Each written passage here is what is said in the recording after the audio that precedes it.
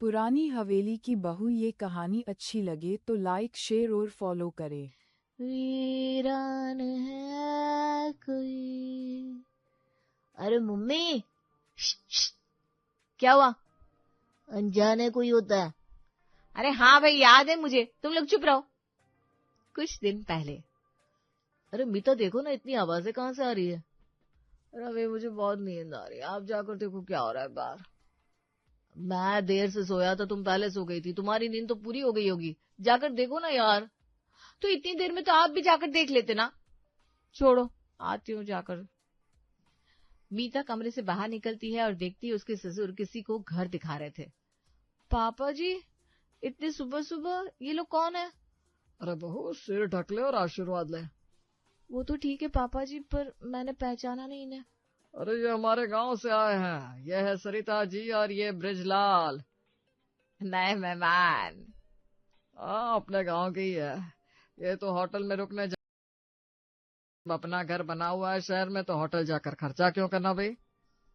हमने तो भाई साहब को खूब मना किया, लेकिन भाई साहब तो जिद पर अड़ गए और हमें आना पड़ा। अरे बड़ी बहू, छोटी बहू, तुम दोनों खड़ी क्यों? मेहमानों के लिए चाय नाश्ता बनाओ। जी पापा जी। चलिए देवरानी जी। हाँ, आती हूँ दीदी। दोनों बहुएं सुबह सुबह की नींद खराब करके किचन में आ चुकी थी। दीदी ये क्या है, हर महीने कोई ना कोई मेहमान आके रुक जा रहा है हमारे घर में। अब मैं क्या ही बोलूं, पापा जी को तो कुछ समझ में ही नहीं आता। अरे इनको समझ में क्यों आएगा, इन्हें थोड़ी ना खाना पीना बनाना होता है मेहमानों के लिए। अब जल्दी जल्दी काम कर ले मेरी माँ, फिर बच्चों का टिफिन और इनका नाश्ता भी रेडी करना है। मीता और सुरभि नाश्ता टेबल पर लगाकर अपने कामों में लग गई। देखो भाई साहब, मैं तो सबकी मदद करने में विश्वास रखता हूँ। वैसे भी जब मैं गांव से आया तो किसी ने रुकने के लिए एक छत तक नहीं दी थी। बस उसी दिन मैंने तय कर लिया कि मेरे गांव के लोग तो मेरे यहाँ ही रुकेंगे। वाह भाई साहब वाह, आपकी सोच तो बहुत बढ़िया है। और बहुएं भी तो देखो कैसे मेहमानों के लिए लगी रहती है। अरे सब भगवान की कृपा है। अब आप लोग आराम कीजिए, कुछ भी जरूरत हो तो मीता और सुरभि से कह दीजिएगा। जरूर जरूर। हमारा कमरा कौन सा है? मीता बहू, मेहमानों को कमरा तो दिखा दो बेटा। जी पापा जी, अभी दिखाती हूँ। जाओ दीदी, शुरू करो। ये आपका कमरा है, ये खिड़की है, ये बाहर की तरफ खुलती है, ये बाथरूम है, इस नल से गर्म पानी आता है, इससे ठंडा। अरे बस करना, अब तू मेरी नकल उतारेगी।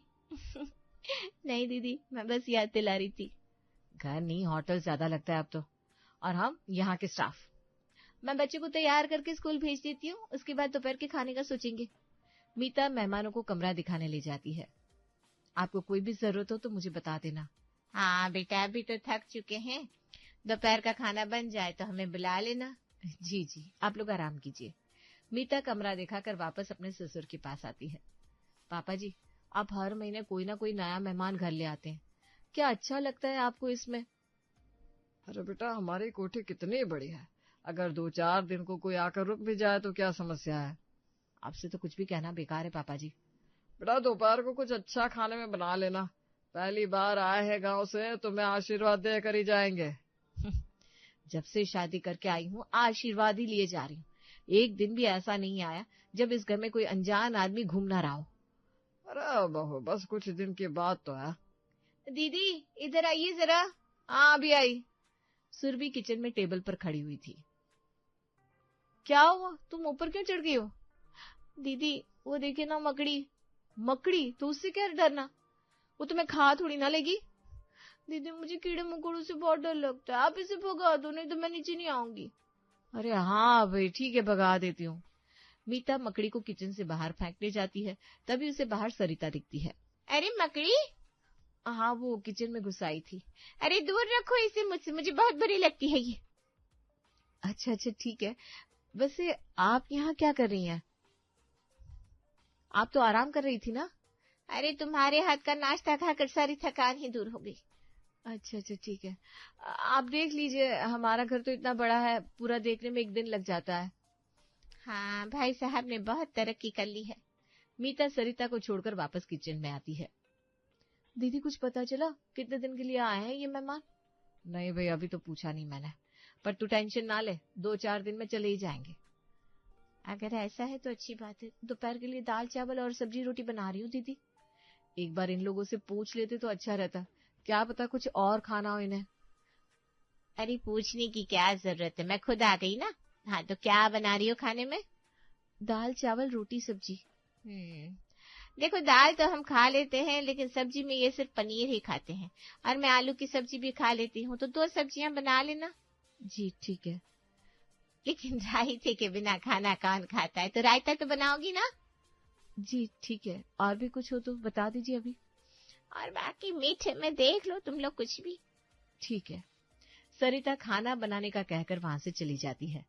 लो दीदी, ये तो सच में ये होटल समझ रखा है इन्होंने। अब इतना खाना बनाने में कितना टाइम लग जाएगा। आज का एपिसोड तो गया ही समझो। सुरभि और मीता काफी देर से किचन में खाना बनाने में लगे हुए थे। भाई साहब बड़ी देर हो रही है खाना लगने में। अरे शहर की बहुएं हैं, ऐसे थोड़ी ना काम कर लेगी जल्दी जल्दी। नहीं, मैं अभी पूछ लेता हूँ, आप लोग खाने की टेबल पर बैठिए। ससुर उन दोनों को खाने की टेबल पर बिठाकर किचन में जाता है। क्या बात है बहू, आज बड़ी देर हो रही है खाना बनने में। पापा जी ये हाथ ही तो है, मशीन तो है नहीं, थोड़ा समय तो लगेगा ना। अरे फिर भी जल्दी जल्दी कर लो, बेचारे भूखे हैं। नाश्ते में 4-4 पराठे खाने के बाद भी भूखे हैं। धीमे बोलो, मेहमानों के सामने नाक कटवाओगी क्या मेरी। आप जाइए पापा जी, हम खाना लेकर आते हैं। मीता और सुरभि खाना लेकर बाहर आई। वाह, खुशबू तो बड़ी अच्छी आ रही है, मानना पड़ेगा भाई साहब, बहुएं आपकी 1 नंबर है। खाना शुरू कीजिए आप लोग। दीदी इतने सारे बर्तन। अब क्या कर सकते हैं सुरभि, पहले तो कोई 1 आध दिन रुककर चाय नाश्ता करके चला जाता था, पता नहीं ये कैसे लोग हैं। दीदी आप पता करो ना, ये लोग किस काम से आए हैं और कब जाएंगे। अरे तू परेशान ना हो, मैं पता कर लूंगी। मीता, सरिता और रजलाल कमरे में जाते हैं। क्या बात है बहू, तुम्हें कुछ चाहिए क्या? नहीं आंटी जी, मुझे कुछ नहीं चाहिए। मैं तो बस ये पूछने आई थी कि आप लोग शाम तक रुकेंगे या जाएंगे। अगर रुक रहे हैं तो फिर मैं शाम को क्या बनाऊं। अरे क्यों नहीं रुकेंगे, वो क्या है ना, यहाँ हम अपनी छोटी बेटी के लिए लड़का ढूंढने आए हैं, तो जब तक मिल नहीं जाता यहीं रुकना है।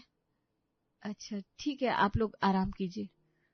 क्या कहा दीदी, अपनी बेटी के लिए लड़का, वो भी ढूंढ रहे हैं अभी, पता नहीं कब मिलेगा।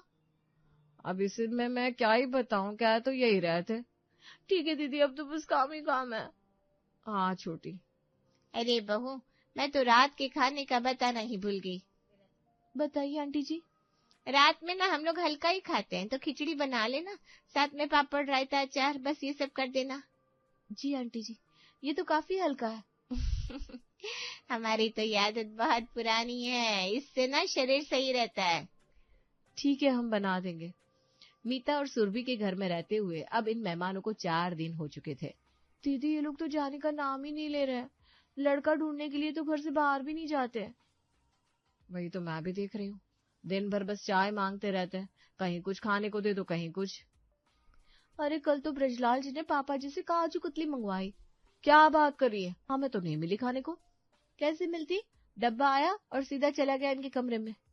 वाह पापा जी वाह, गांव के लोगों से इतना प्यार और हम बहू हैं। क्या बातें हो रही है तुम दोनों में। ये मेहमान जा ही नहीं रहे यहाँ से। अरे चले जाएंगे, अभी उनका काम नहीं हुआ होगा। पापा को प्रॉब्लम नहीं है तो फिर भला तुम लोग क्यों टेंशन में हो। जेठ जी, आपको किचन में घंटों काम करना पड़े तब समझ में आएगा। अरे छोड़ना, इनसे कुछ मत कह। मीता, ओ मीता। लो बुलावा आ गया, पता नहीं अब क्या काम होगा। मीता कहाँ हो बेटा? आई आंटी जी। जी बताइए क्या काम है। वो मेरी बेटी, दामाद और उसके बच्चे आ रहे हैं, तो जरा नाश्ता बना दे बेटा। आपके दामाद और बेटी यहाँ? हाँ, वो दूसरे शहर में रहते हैं ना, हमसे यहाँ मिलने आ रहे हैं। सुनो बेटा, हमारे दामाद जी को सूजी का हलवा बहुत पसंद है, तो वो बना देना। थोड़ा बादाम और घी डाल देना ऊपर से। जी ठीक है, कर दूंगी। अरे मीता इतनी हड़बड़ी में कहाँ जा रही है। अपने मेहमानों से पूछे ना पापा जी, इन मेहमानों के भी मेहमान आ रहे हैं यहाँ। अरे तो क्या हुआ बहू, अपने घर में तो बहुत जगह है, घर की तरह दिल भी बड़ा रखा करो बेटा। जी पापा जी। मीता और सुरभि काम में लग जाती हैं।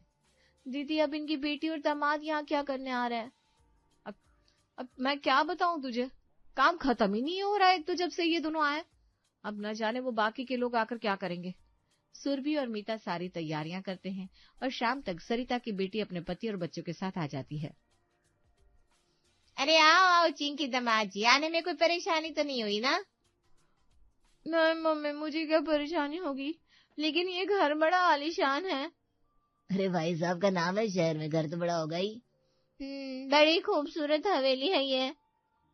देखो तो कैसे बातें हो रही है और हम यहाँ किचन में लगे हुए हैं। अरे दीदी, कल मैंने सीरियल देखा था थोड़ा सा, उसमें वो गायत्री का पति ना जिंदा होकर वापस आ गया। क्या बात कर रही है? और उसके अभी वाले पति का क्या हुआ?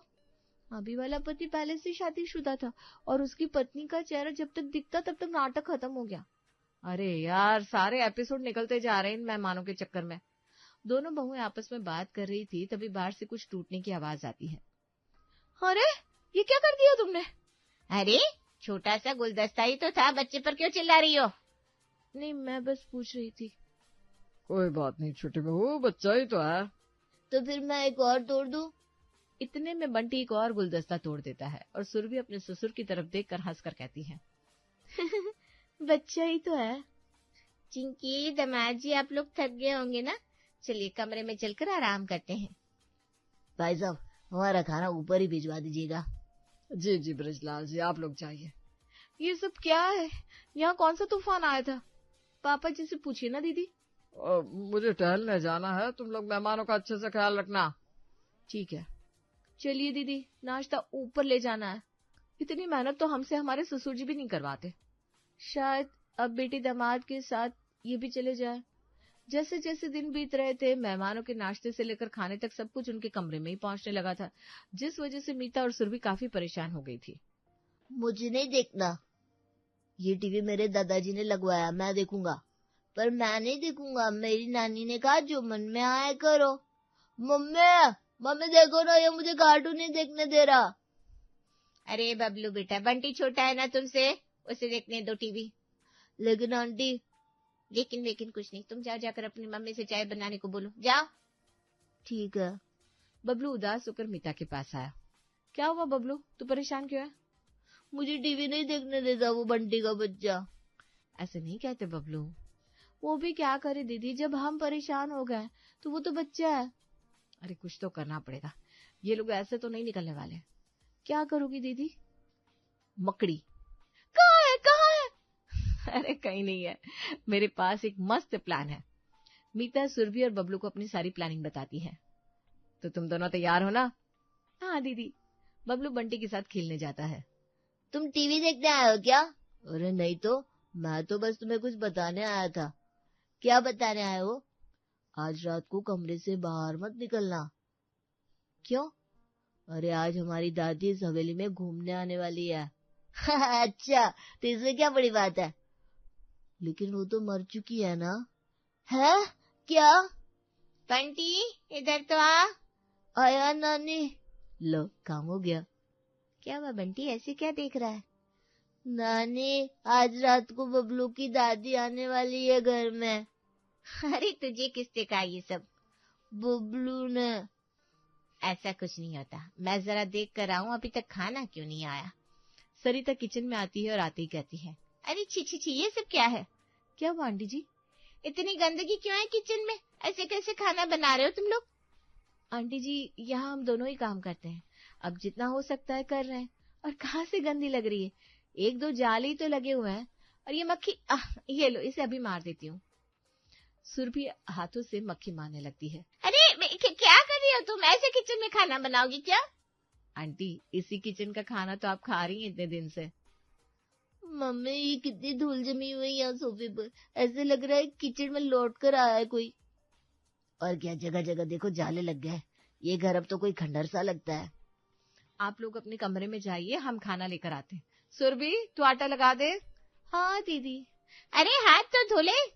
सुरभि अपने हाथ कपड़ों से ही पोंछ लेती है। साफ तो है आंटी, देखिए। अरे जल्दी कर, आज हमें वो कमरा भी खोलना है। कौन सा कमरा? आज हमारी सासू माँ का जन्मदिन है, उनका कमरा खोलना है हमें। आप लोग ऊपर के कमरे में ही रहते हैं ना, आपके कमरे के सामने वाला कमरा ही तो है उनका। अच्छा, खाना कमरे में भेज देना। जी बिल्कुल, आप जाइए। मीता और सुरभि अपनी सास का कमरा खोल देती है और उनकी कुर्सी बाहर निकाल कर रख देती है। ये क्या कर रही हो तुम लोग? अरे हमारी सासू माँ और दादी सास को ये कुर्सी बहुत पसंद थी। अपने जन्मदिन के दिन वो आती है इस पर बैठने और बैठकर झूलती हैं। क्या मजाक है? मजाक नहीं है, हमारी सास है। अच्छा होगा आप लोग ना अपने कमरे में ही रहना। चलो दीदी रात हो गई है, हम भी अपने कमरे में जाते हैं। मीता और सुरभि अपने कमरे में चली जाती है। बबलू अपने दादाजी के कानों में हेडफोन लगा देता है और चुपचाप उनके कमरे से निकल जाता है। रात के 12 बज चुके थे तभी हॉल में फोन की घंटी बजती है। अरे ये अचानक से फोन कहाँ से बज रहा है और कोई उठा क्यों नहीं रहा? तुम जाकर देख लो, सब लोग सो रहे होंगे। ये कौन फोन बजा रहा है, देख कर आती हूँ। चिंकी और सरिता अपने अपने कमरे से बाहर निकलती है और उनके बाहर निकलते ही घर की लाइट बंद हो जाती है। मम्मी, आप दिख नहीं रही है मुझे, कमरे से तो बाहर आई थी ना। हाँ बेटा, मैं यहीं खड़ी हूँ, अंधेरा बहुत है, कुछ नहीं दिख रहा। तभी सामने वाले कमरे में से कुछ चमकता हुआ बाहर आता है और सफेद साड़ी में मोमबत्ती पकड़े मीता कुर्सी पर आकर झूलने लगती है। गुमनाम है कोई, अनजान है कोई, किसको खबर।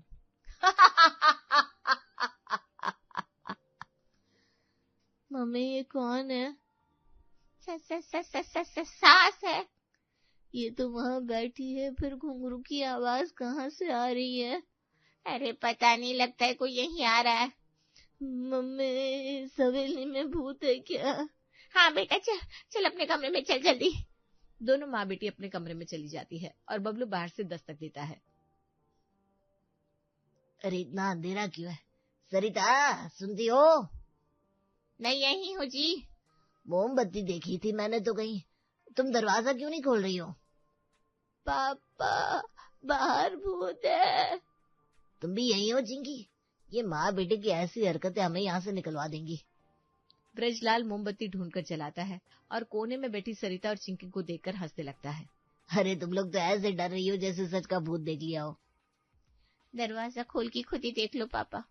ब्रजलाल मोमबत्ती लेकर दरवाजा खोलता है और सामने से सुरभि एकदम से आकर उसकी मोमबत्ती को फूंक मारकर बुझा देती है। चुड़ैल चुड़ैल। क्या हुआ, भूत देखा क्या? तीनों लोग डर के मारे सुबह होने तक एक कोने में ही बैठे रहते हैं और सुबह सुबह मीता उनके कमरे में आती है। अरे सामान बांधकर कहाँ जा रहे हैं आप? बेटा बहुत दिन रह लिया हमने यहाँ, अब हम अपने घर जा रहे हैं, अपना घर भी तो देखना है ना। अरे लेकिन आज तो बहुत खास दिन था।